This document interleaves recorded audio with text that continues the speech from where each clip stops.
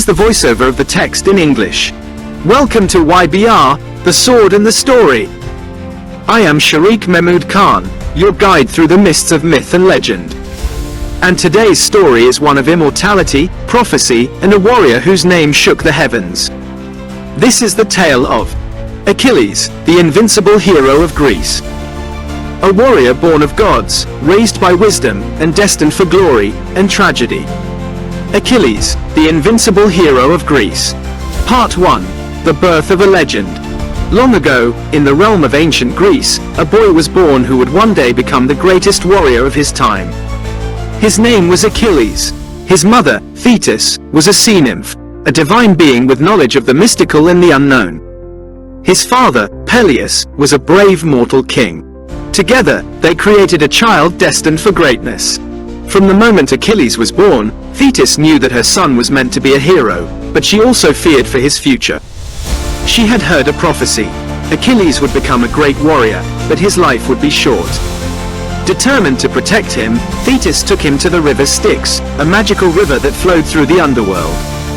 It was believed that anyone who was dipped in the river would become invincible.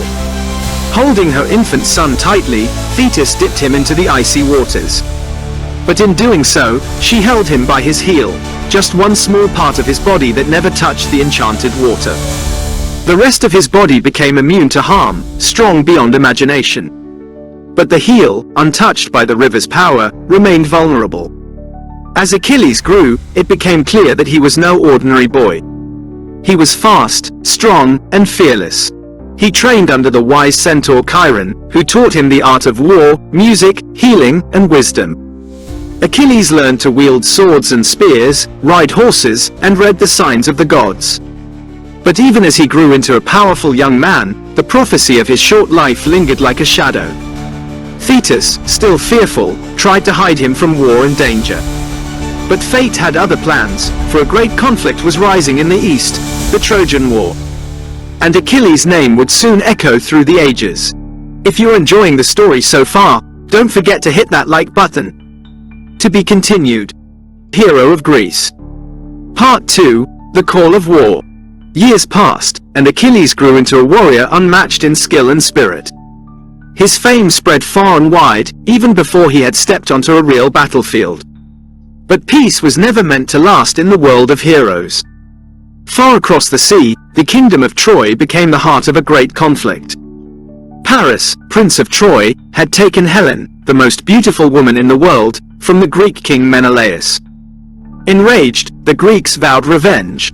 Kings and warriors gathered to launch 1,000 ships and wage war upon Troy. Among them was Odysseus, the cunning king of Ithaca. He knew that without Achilles, the Greeks could not win.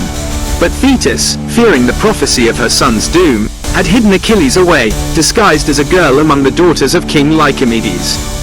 No one was supposed to find him. But Odysseus was clever. He came to the court disguised as a merchant, laying out jewels and trinkets for the women, alongside a gleaming sword and shield. As the girls admired the ornaments, one girl reached for the weapons, drawn instinctively to the tools of war. That was Achilles. His cover was broken. Destiny had found him. The call of war was too strong to resist. Achilles knew his fate. He would live a short life, but one that would be remembered for eternity. And so, he stepped forward, ready to fight for glory. His friend and companion, Patroclus, joined him, and together they sailed for Troy. The winds howled. The drums of war echoed across the sea. And at the center of it all stood a warrior who could not be defeated, unless struck in the one place no one knew was weak. What do you think Achilles was feeling as he chose glory over safety? Tell us in the comments below. To be continued. Part 3, Wrath of the Warrior. Achilles arrived at Troy like a storm. His presence alone sent shivers down the spines of Trojan warriors. Clad in armor forged by the gods, he fought like no man had ever fought before, swift, fierce, and unstoppable. His sword danced through battlefields, and his name echoed with fear. For years, the war dragged on. Blood was spilled, cities were burned, and thousands fell. Achilles became the spearhead of the Greek army, slaying enemies with godlike precision. Yet, even the mightiest hero has his pride, and that pride would soon erupt into rage.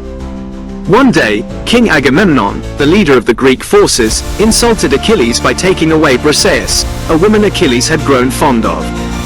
It was a blow to his honor, and Achilles did not forgive easily. Enraged and humiliated, he withdrew from battle. He refused to fight, and without Achilles, the Greeks began to lose. The Trojans gained ground. Their prince, Hector, noble and brave, led the charge with thunderous might. The tide had turned. But in the Greek camp, all was not silent. Achilles' closest companion, Patroclus, could not bear to see the army fall. He donned Achilles' armor and rode into battle, hoping to inspire the Greeks. And he did, until he met Hector in combat.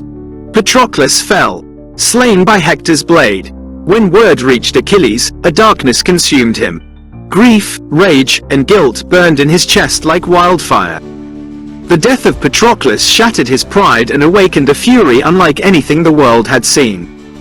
Achilles rose, not just to fight, but to avenge. He would return to battle, not for kings, not for glory, but for love and vengeance. If this story gripped your heart, share it with someone who loves epic legends as much as you do. To be continued. Achilles returned to the battlefield like a raging tempest.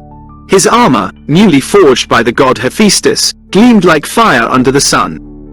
The earth seemed to tremble beneath his feet. No longer was he the proud hero who sought glory. He had become a weapon of vengeance. His heart burned for Patroclus. His soul cried for justice. The Greek army, once dwindling in despair, roared with new life at the sight of Achilles. Like a phantom of war, he tore through the Trojan ranks. Spears shattered, shields broke, and the enemies fled before him. Nothing could stand in his way. Then came the moment the gods themselves had waited for, the final clash between Achilles and Hector. Outside the gates of Troy, the two warriors faced each other. Hector, honorable and brave, knew his fate. But he would not run. He had taken a life, and now he must stand accountable. Their swords clashed under the crimson sky, and the earth bore witness to a battle worthy of legends. But Achilles' rage was too powerful.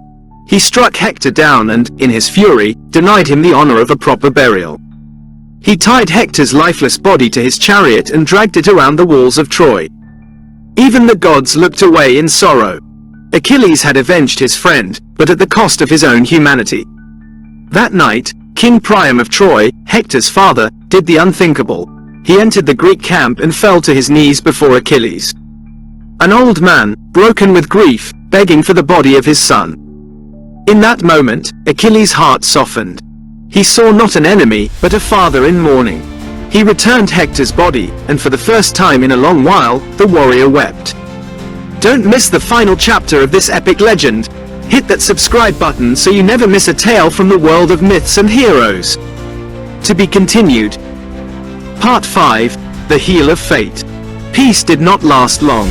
Though Achilles had avenged Patroclus and honored King Priam's plea, fate had not forgotten its promise. The gods still watched from above, and destiny still demanded its price. During one final assault on Troy, Achilles fought like a blazing flame. No warrior could match him. No war could stop him. But among the shadows stood Paris, the prince who had started this war with the theft of Helen. Cowardly and cunning, Paris was no match for Achilles in strength, but he had the favor of Apollo, the god of archery and prophecy. As Achilles charged forward, unaware of the danger, Paris released a single arrow. Guided by the hand of Apollo, it flew through the air and struck the one place untouched by the river Styx, the heel. Achilles stumbled. The great warrior who had conquered armies, faced gods, and changed the course of history, fell. Silence swept across the battlefield. The invincible had been brought down, not by brute force, but by the tiniest flaw, his heel. That one weakness became his end, and his legacy. The Greeks mourned their champion. Songs were sung, statues were raised, and legends were born. Achilles lived a short life, but his name would live forever. He had chosen glory, and he had found it. His story is more than just war and heroism. It's a reminder, even the strongest among us have weaknesses. And that strength is knowing they exist. If you want to hear a new legendary story every single day, except Sunday, then do everything. Like if Achilles inspired you. Comment your favorite moment. Share this tale with fellow myth lovers. Subscribe for more epic sagas. And hit that bell icon so you never miss the next legend rising from the shadows. Ready for your next myth? Just say the word.